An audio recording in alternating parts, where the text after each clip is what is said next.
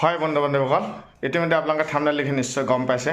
আজি অৱশেষত CBIৰ জেৰাত মুখ খুলিবলৈ বাধ্য হ'ল আবাজ্যোতি ৰাভা, মনোজ ৰাজবংশী আৰু লগতে আমাৰ ৰাজা ইৰছাদ। যিগৰাকী ব্যক্তিয়ে জন্মনি ৰাভাৰ মাতৃৰ মোবাইলত লক কৰি থৈ দিছিলে, মোবাইল নম্বৰ ডিলিট কৰি থৈ দিছিলে, ফোন আহিব নোৱাৰাকৈ থৈ দিছিলে, সেই নিশা জন্মনি ৰাভাৰ মৃত্যু হৈছিলে এক পৰিকল্পিতভাৱে। সেই নিশাতে ৰাতি প্ৰায় 1:30 বজাত আহি কিনে জন্মনি ৰাভাৰ মাতৃ মোবাইলটো কি কৰিছিলে আপোনালোকে নিশ্চয় গমেই পাইছে, লক কৰি থৈ দিছিলে। সেইজনো আজি কি হ'ল CBIৰ জেৰাত মুখ খুলিবলৈ বাধ্য হ'ল। সেইজনে আছিলে ইৰছাদ ৰাজা। গতিকে চাওক, সত্যৰ সদায় জয়। হয়তো অকণমান ধৈৰ্য ৰাখিব লাগিব, কাৰণ ধৈৰ্যৰ ফল সদায় মিঠা। আমাৰ ৰাইজৰ বিপুল দাবীত আৰু যিমানখিনি জানো এটা ৰাজনৈতিক চক্ৰ লাগি আছে CBI তদন্তৰ ক্ষেত্ৰত, যাৰ কাৰণে সন্মানীয় প্ৰধানমন্ত্ৰী ডাঙৰীয়া দিছপুৰলৈ ফোন কৰি জনাই দিছিলে যে অতি সোনকালে CBIক হস্তান্তৰ কৰক আৰু CBIৰ থ্ৰুদি এনকুৱাৰী হওক। কাৰণ ইয়াত এটা ৰাজনৈতিক চক্ৰ এক্টিভ হৈ আছে CBIক দিয়াৰ কাৰণে, আৰু ৰাইজৰ বিপুল দাবীটোতে কথাটো হ'ল।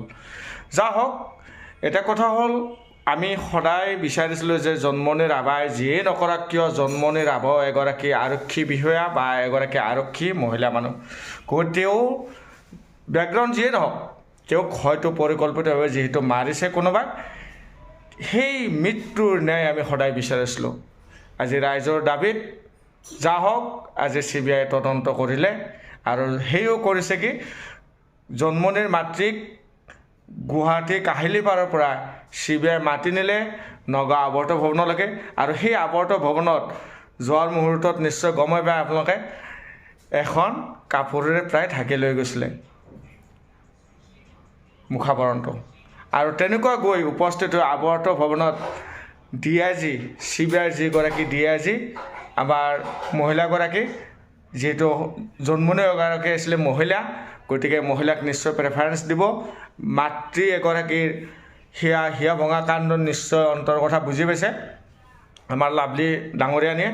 নাম যেনেকুৱা লাভলী, কামো তেনেকুৱা লাভলী হওক, আৰু অসমত এটা সুন্দৰ মেছেজ দিয়ক যে এনেকুৱা যিয়েই ব্যক্তি নহওক, কোনো মৃত্যুৰ লগত জড়িত থাকিলে সি চাহি SP, DSP বা DC হওক, কোনো হাত সাৰিব নোৱাৰিব। ঠিক তেনেকুৱা এটা মেছেজ আহিব বুলি আশা কৰি আজি এই ভিডিঅ'টো আপোনালোকলৈ আগবঢ়াইছোঁ। আশা কৰি সম্পূৰ্ণ শেষলৈকে চাওঁ। আপোনালোকে জানে যে আবাজ্যোতি ৰাভাক বা আপোনাৰ মনোজ ৰাজবংশীহঁতক কি জেৰা কৰিব পাৰে। ইতিমধ্যে আভাৰ বিষয়ে জানে। আভা এইকাৰণেই জেৰা কৰা যেন লাগিছে যে আপোনালোকে জানে আবাজ্যোতি ৰাভাৰ লগত থকা বুলি কৈছিলে জন্মনি ৰাভাই, মাইকক ফোন কৰিছিলে। সেইকাৰণে জন্মনি ৰাভাৰ মাতৃয়ে এজাহাৰখনত সম্পূৰ্ণ নাম সহ উল্লেখ কৰিছিলে যে মনোজ ৰাজবংশী, ইৰছাদ ৰাজা, তাৰপিছত SP লীনা দলে, আবাজ্যোতি ৰাভা, গোটেইবিলাকৰ নাম দি কিনে এজাহাৰ দিছিলে। কিন্তু সেই এজাহাৰখনৰ পৰা CID কোনো সাক্ষ্য নল'লে, আৰু CID একপক্ষীয়ভাৱে সম্পূৰ্ণ কামটো কৰিব বিচাৰিছে। কিন্তু CBIৰ হস্তক্ষেপত সম্পূৰ্ণ আহি গ'ল পোহৰলৈ। আজি কেনেকৈ CBIক জৰুৰী হ'ল আবাজ্যোতি ৰাভা, মনোজ ৰাজবংশী বা ইৰছাদ, কেনেকুৱা হ'ল? CIDৰ কি জৰুৰী হোৱা নাছিল নেকি তদন্তৰ ক্ষেত্ৰত? সেইকাৰণে কৈছোঁ CBI আমাক ৰাইজক লাগে বুলি সেইকাৰণে দাবী কৰিছিলে, আৰু আশা কৰোঁ অতি সোনকালে সম্পূৰ্ণ ৰৌ বৰালি ধৰাত পৰিব।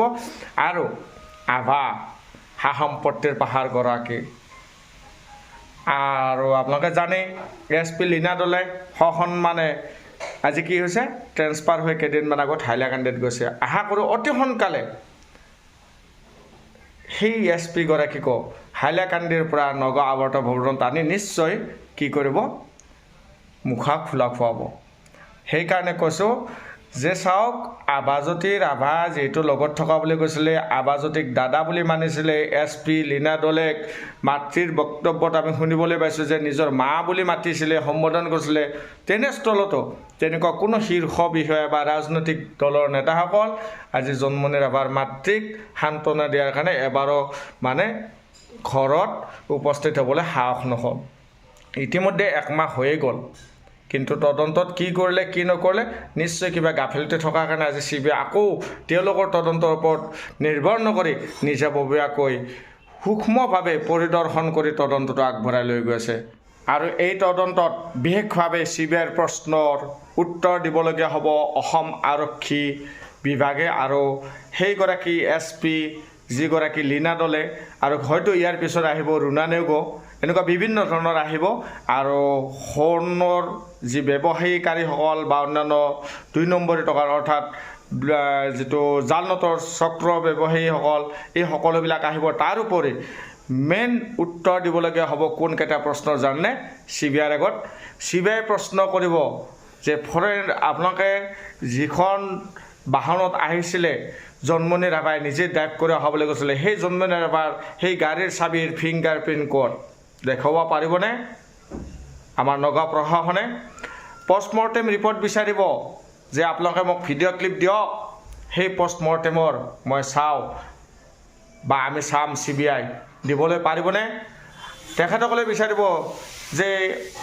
কলিয়াবৰৰ যিখন হস্পিটেলত আপোনালোকে লৈ গৈছিলে 108ত সেইখন হস্পিটেলত গৈ কিনে ৰিপৰ্ট ৰেকৰ্ড বিচাৰিব সেই নিশা ৰেকৰ্ড হৈছিল নে নিশ্চয় হোৱা নাছিল এইবিলাক বিচাৰিব এইটো বিচাৰিব যে কি কাৰণত সেই কণ্টেইনাৰখনৰ ড্ৰাইভাৰজনক জেৰা নকৰাকৈ বা বিশেষভাৱে সোধপোছ নকৰাকৈ তেওঁক বেল দি কিনে পঠাই দিয়া হ'ল ইপিলৈকৈ সেইসকল ব্যক্তি যিসকল ব্যক্তি আঁৰত আছিলে সুমিত পালক উলিয়াই নিয়াত তেওঁসকলক জেৰা কৰাৰ সম্ভাৱনা আৰু আপোনালোকে জানেই এখেতসকলৰ জেৰা কৰাৰ উপৰিও আমাৰ হয়তো লাহে লাহে আহিব আমাৰ ৰাজনৈতিক দলসকলৰো কিছুমান নেতাৰ ওপৰত আশা কৰোঁ এই সকলো মুখা খোল খাওক অসমত কুসংস্কাৰ দূৰ হওক সুসংস্কাৰ আহি যাওক আৰু নেক্সট যাতে এনেকুৱা জন্মনি কাণ্ডৰ নিচিনা আৰু কাণ্ড নহয় সেই আশা আমাৰ সদায় আকৌ যাতে CBIৰ প্ৰয়োজন নহয় ইন ফিউচাৰত